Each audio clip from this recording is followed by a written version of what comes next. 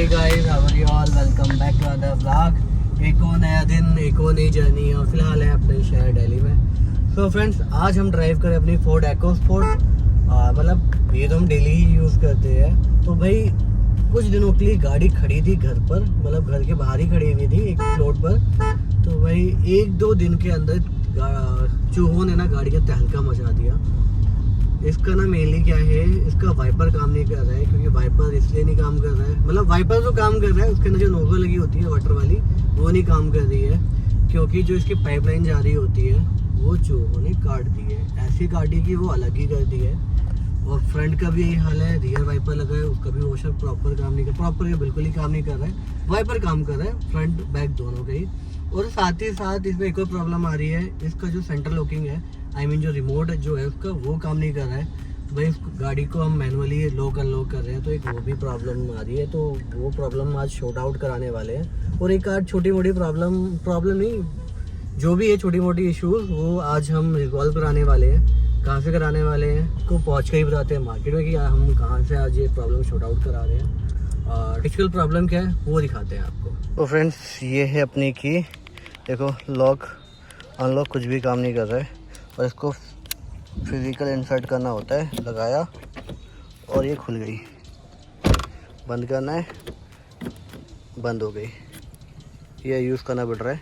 और एक चीज़ अब आपको हुड ओपन करके दिखाता हूँ, चूहों ने क्या गदर मचा रखी है भाई। ये पाइपलाइन जा रही है, ये है हमारी वाइपर बोतल। और ये देखो चूहों ने क्या किस कदर काट रखी है। ये तो पूरी डेडी हो गई। दो पाइप जा रही थी, एक पीछे के लिए मतलब रियर विंड वॉशर के लिए और एक फ्रंट के लिए। अगली वाली जो वॉशर है उसकी पाइपलाइन ही काट दी। अब देखते हैं इसको कहाँ तक चेंज होती है, तो इसको रिपेयर कराते हैं भाई। और साथ ही साथ जो रिमोट काम नहीं कर रहा है उसकी प्रॉब्लम को भी रिजॉल्व कराते हैं। So friend, time for update. Time हो रहा है अभी 2:03 और हम नागपुर मार्केट आए थे। और रश देख लो क्या रश है यहाँ पर आज, क्योंकि संडे है आज। और आते ही सबसे पहले हमारा काम हो गया सेंटर लॉकिंग का। अब देखो काम करिए ना, लॉक हो गई, लॉक अब अनलॉक। एक इसकी मशीन थी जिस पे ये चेक करते हैं मशीन पर, तो मशीन में कुछ कोडिंग वगैरह करी तो फिर ये काम नहीं लगा। अब अपनी चाबी की प्रॉब्लम हुई शॉर्ट, अब अपनी पाइपलाइन को कराते हैं resolve. A few inches later. तो फ्रेंड्स, हम लेकर आए न्यू पाइपलाइन। ये ट्रांसपेरेंट वाली है, ये ब्लैक वाली ऑलरेडी लगी हुई है, तो ब्लैक वाली मिली, तो ये ट्रांसपेरेंट वाली मिली है। और इसके साथ 4 कनेक्टर आए हैं जिसको लेमन लैंग्वेज में बोलते हैं आई। और वैसे देखा है प्लम्बिंग में तो इसको सॉकेट भी बोलते हैं। तो चलो भाई चेंज कराते हैं भाई, चलाओ भाई। ये देखो फ्रेंड, फाइनली हो जी वाइपर भी चल गया अपना, पानी चल गया क्योंकि कनेक्शन जुड़ गया इसके। मतलब वाइपर तो चल ही रहा था, वॉशर और चल गया। अब मेन प्रॉब्लम जैसे मैंने आपको बताई थी कनेक्शन की थी, तो जो पाइप कट चुकी थी तो उसको हटाकर दूसरी पाइपिंग डाल दी है। तो फ्रेंड्स, अब हम करवा रहे हैं इसका जो एसी का कैबिन फ़िल्टर होता है वो निकलवा रहे हैं। एज यू नो, सब गाड़ियों में होता है लेफ़्ट साइड इस साइड पर, लेकिन EcoSport में होता है इस साइड, मतलब राइट साइड स्टीयरिंग जो होती है अपनी उसके नीचे। तो एक बार निकल कर आए, फ़िल्टर की कंडीशन दिखाते हैं, क्योंकि इसका जो एसी का फ़्लो है ना काफ़ी स्लो आया है। तो माइट भी हो सकता है कि जो फ़िल्टर है वो गंदा हो, इसकी वजह से फ़्लो कम आ रहा हो। बाकी बार निकलता है तो उसका स्टेटस चेक कराते हैं आपको। फ्रेंड्स, फाइनली कैबिन फ़िल्टर निकल कर आगे, कुछ इस तरह की कंडीशन है आगे। तो भाई ये पूरा गंदा है, बाकी देखते हैं, भैया को दिखाते हैं कि साफ़ करते हैं क्या करते हैं उसको, या चेंज ही करते हैं। तो फ्रेंड्स, फाइनली अपना आ गया एसी कैबिन एसी फ़िल्टर। ये आया है जिप ब्रांड का, 4 जनवरी नहीं मिला। चलो एक बार ओपन करके दिखाते हैं आपको। तो ये है अपना all new cabin AC filter और ये है पुराने वाला।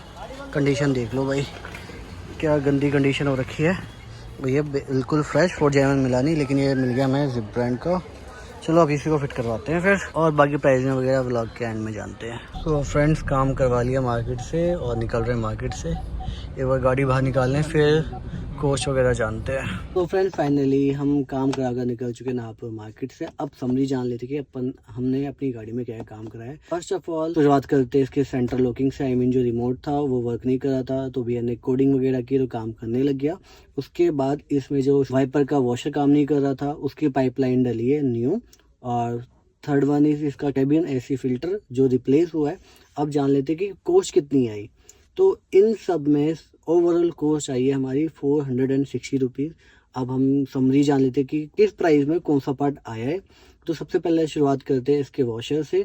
तो सिंपली उसमें पाइप डाला है और उसके सॉकेट वगैरह जिसे आई कहते हैं वो अपनी लेमन लैंग्वेज में, तो उसकी कॉस्ट ही 60 रुपये थी। और जिसका कैबिन एसी फिल्टर था उसकी कॉस्ट है 200। कोडिंग का कोई भी चार्ज नहीं लगा है इसका, क्योंकि कुछ टाइम पहले ही हमने BS की बनवाई थी तो उन्होंने उसी में रिगार्ड कर दिया।